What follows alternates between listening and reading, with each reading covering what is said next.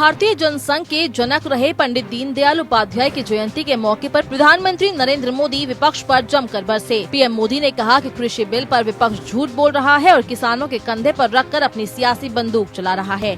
PM Modi ने कहा कि आजादी के कई साल बाद तक किसानों के नाम पर कई नारे लगे, लेकिन उनके नारे खोखले थे।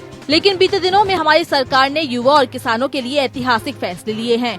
पीएम मोदी ने कहा कि कृषि बिल से छोटे किसानों को सबसे अधिक फायदा होगा। पीएम ने कहा कि अब किसान की मर्जी है कि वो कहीं पर भी फसल बेचे, जहां पर किसान को अधिक दाम मिलेगा वो वहां बेच सकेगा। अब यही बात बीजेपी के कार्यकर्ताओं को आसान भाषा में किसानों को समझाना होगा। भाजपा के हर कार्यकर्ता को इन कानूनों की भावना को बिल्कुल सरल भाषा में किसान साथियों के बीच बैठ करके, गांव में जाकर के, खटिया की परिषदें कर करके, चारपाई की परिषद कर करके, छोटे छोटे ग्रुप में हमें बताना है। इस मौके पर पीएम मोदी ने आरोप लगाया कि कुछ लोगों ने राष्ट्रहित के बजाय खुद के हित को सर्वोपरि रखा। किसानों को कानूनों में उलझा कर रखा गया, जिसकी वजह से वो अपनी फसल कहीं बेच नहीं पा रहा था।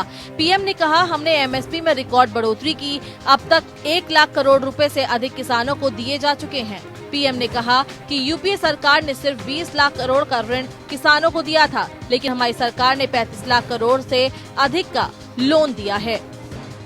पिछले सरकार के 5 साल में किसान क्रेडिट कार्ड द्वारा किसानों को करीब 20 लाख करोड़ रुपए का ऋण दिया गया था।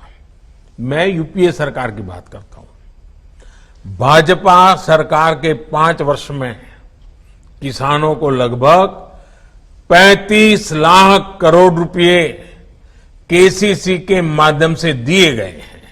पंडित दीनदयाल उपाध्याय की जयंती के मौके पर बीजेपी के मुख्यालय में हुए कार्यक्रम में बीजेपी अध्यक्ष जेपी नड्डा, रक्षा मंत्री राजनाथ सिंह समेत पार्टी के बड़े नेता शामिल रहे। इस मौके पर प्रधानमंत्री नरेंद्र मोदी ने कहा कि दीनदयाल जी ने भारत की राष्ट्रनीति, अर्थनीति पर मुखरता से अपनी बात कही थी। जब आजाद भारत के लिए विदेशी मॉडल को अपनाने पर जोर था, उस वक्त दीनदयाल जी ने भारत के स्वयं के मॉडल के बात कही थी। Bureau report.